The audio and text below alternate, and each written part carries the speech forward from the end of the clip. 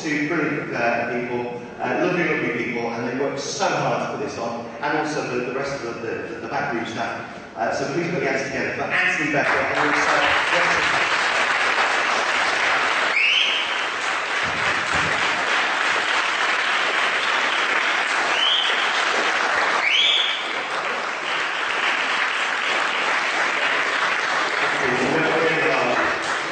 don't sleep, do they? They never sleep for weeks beforehand, so big sleep this week. You can chill out and take it easy. Okay, just before we get into our last talk, we've got some awards to do. Okay, so our first award goes to the first British Exopolitics Awards for recognition of achievements in the fields of ufology, UFO disclosure, and exopolitics. The UK award goes to, well, for raising the profile of ufology and, there's a big hint, the Rendlesham incident with the public.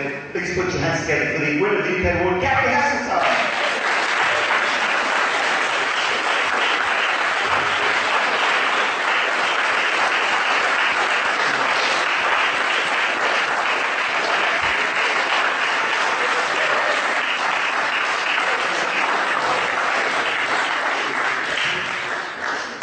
A few words, thank the public, thank you listeners.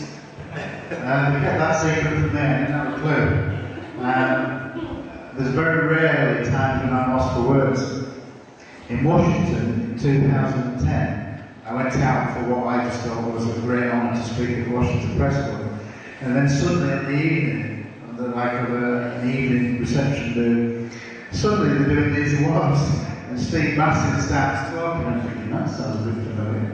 And then I start going dry, and then all of a sudden, you won an award. I'd never won an award for years and years in sports when I was younger. So that was a great shock. I am absolutely delighted and honoured to receive this award. What I would like to say on a true note is, I know that there's just been a dedication to Anthony Beckett and Rachel for obviously all the hard work, but I want to actually give my personal thanks to Anthony Beckett, because for the simple reason is ufology in the UK is on its knees through a combination of reasons, the main one being universal dying, and we were put back 10 to 15 years, in my opinion, by the death of Universal and the withdrawal of UFO magazine.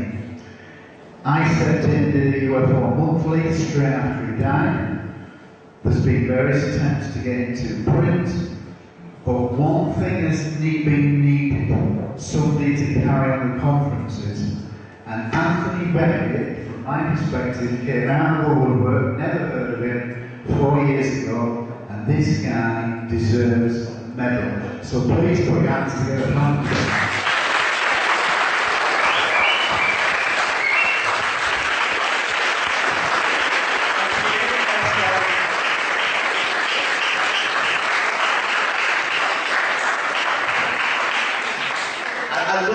The speakers over the weekend have no idea about the fact that we're doing this.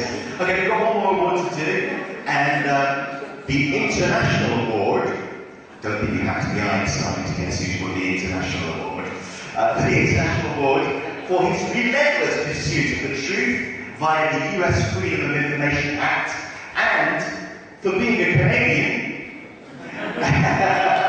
Show the Americans how it's done.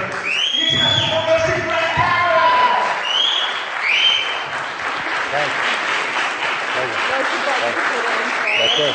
Thank you very much. Well, I sort of sometimes regret having seen my first UFO, and this sort of makes it worthwhile that, you know, I sort of gave up my life to do this. And it gives some recognition, because in ufology, sometimes it's a long, hard road, and we work at it an awful lot. And I am deeply indebted to Anthony and Rachel for bringing me in, for you know, picking me up and treating me like some sort of star. And I can't say enough. I'd do this again anytime. I just think this is great, and the amount of people that you move it from one venue to another, you get it. I know, because I speak at a lot of conferences in the United States, and I know absolutely, for a fact, how hard these people work. This is not easy, putting these things together, and the nerves of trying to make the bills fit at the other end. And a lot of times you don't realize that a lot of these conferences lose money. People put it up themselves, and I'm indebted to them. And I know this audio type stuff that when you're doing the PowerPoint with the audio and the video and stuff like this, they have all the technical people. And in this case, I mean, not too many people helping. You got sort of a two-person show, and I'm deeply honored to be here and impressed at what's gone on here. I've spoken at a lot of conferences, and this is one of the better conferences I've spoken at. So thank you very much. And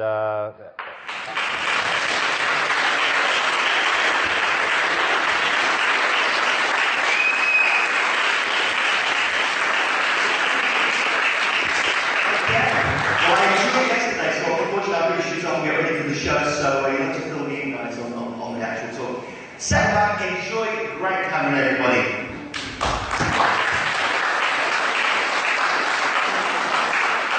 Okay, thanks a lot. I'm also indebted to Anthony for letting me make a second speech. I can talk endlessly. I have all sorts of subjects. This particular subject, when I asked Anthony if I could do a second one, this is a subject that's only come up in the last couple of weeks. And this started with this story of the CIA, 40-year CIA officer. And I was dragged into this by Robbie Graham, who's from the UK, and I think he spoke here last year, didn't he? And he's sort of the media expert inside the UFO community. He's doing his PhD on the UFO involvement in Hollywood, all the Hollywood movies and how UFOs get dragged into this. And he's now putting out a book, which I think is going to be out within the year, on UFOs in Hollywood. He's a brilliant fellow.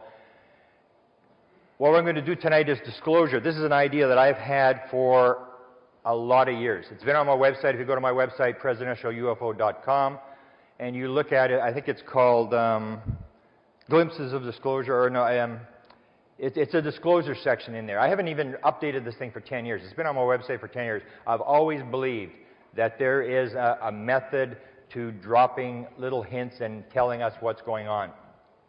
Hadn't worked on the site. I have not updated this stuff that's on my website, and there's quite a few sections. It'll go year by year to tell you different stories of what they've done to try to lead us along and tell us what's going on. So after 10 years of not updating it, Robbie Graham came to me and he said, well, there's this CIA guy who's come out, and this is important. And I went, oh, okay, whatever. You know, I'm busy doing the Falcon story, which I'll talk about a bit tonight, this other CIA guy.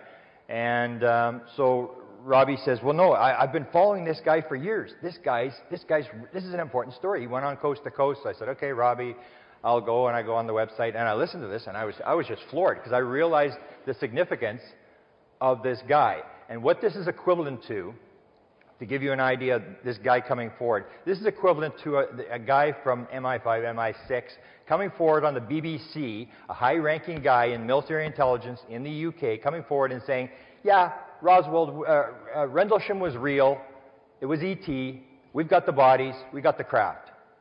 That's what is equivalent, because basically, Chase Brandon, who is, well, first let me highlight it by saying this.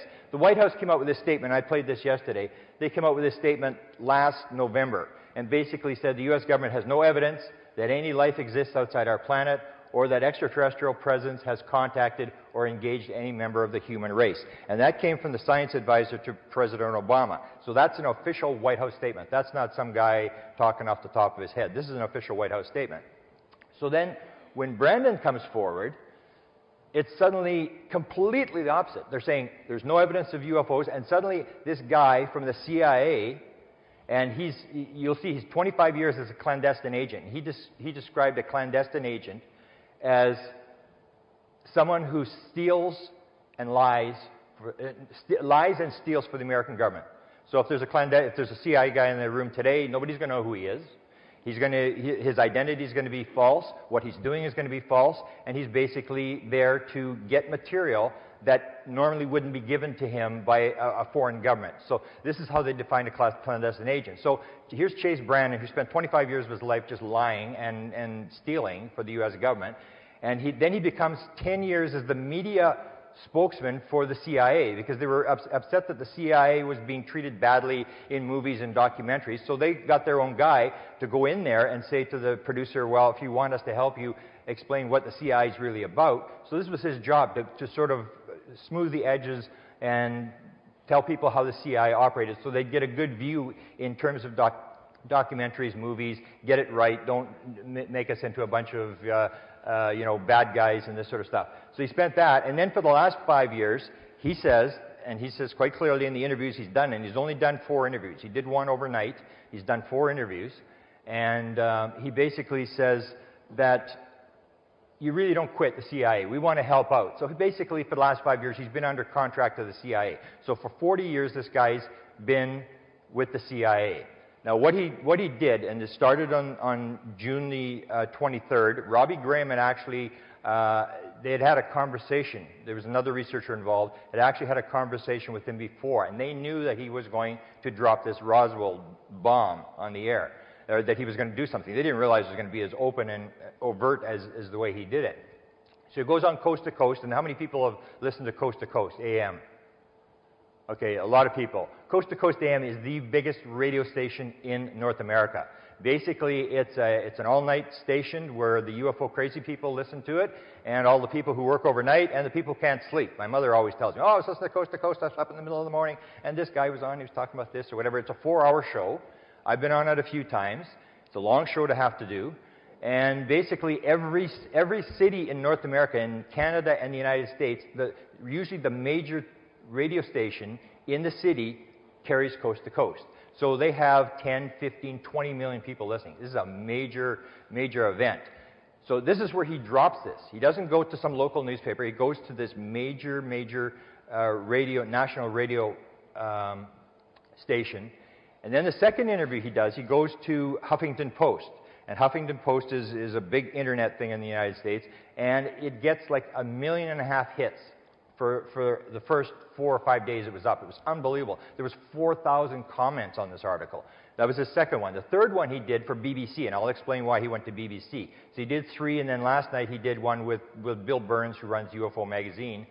And he goes on to this Coast to Coast, 15 million, whatever people listening, and he tells this story. He says, well, I was at the historic intelligence place where they keep all the intelligence collection at the Langley, the CIA headquarters, and I was in there and I was walking around by myself. He said, you've got to be escorted. Everybody has to be escorted, but one time I was by myself, which, you know, you can sort of sense that he's telling a story, and he comes across this Roswell box. And he said it was the only one he looked at, and he pulled it down, and he opened it up, and then he said, what I saw inside the box, I will not talk about what I saw inside the box. What I saw confirmed to me that Roswell was real and there was bodies. And then he ends the story, and he goes on talking about other sort of stuff. And of course, this thing just takes off. I mean, here's a 40-year guy for the CIA. And my importance, because I worked with the presidential